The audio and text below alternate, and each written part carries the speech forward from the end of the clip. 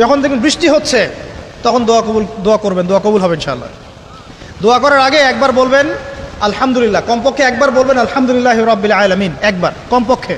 মানে প্রথমে আল্লাহর প্রশংসা করবেন, তারপর একবার দরুদ পড়বেন আল্লাহুম্মা সাল্লি আলা মুহাম্মাদ ওয়া সাল্লিম, তারপর হাত তুলে দোয়া শুরু করবেন। বৃষ্টি পড়ছে, দোয়া শুরু করে দেন, দোয়া কবুল হবে ইনশাআল্লাহ। আজান দিয়েছে, আজান এবং একামতের মাঝখানের সময়টা আছে, এই সময়টা কাজে লাগান, দোয়া কবুল হবে ইনশাআল্লাহ।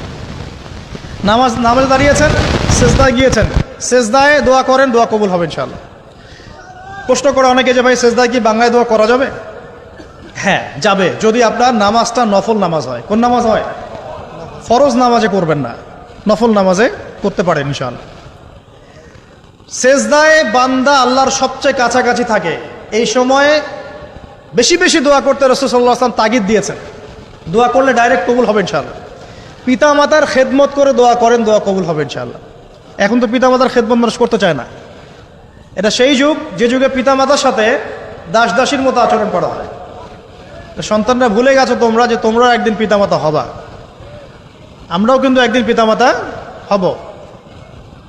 যারা বিয়ে শাদী করেছে, সন্তান সন্ততি হয়েছে, তারা জানে এই যে প্রসব বেদনার একটা সেকেন্ড, এক সেকেন্ড 1 মিনিট প্রসব যে বেদনা মায়ের হয়, এর ঋণ আমরা সারা জীবনে শোধ করতে পারবো না। পারবেন?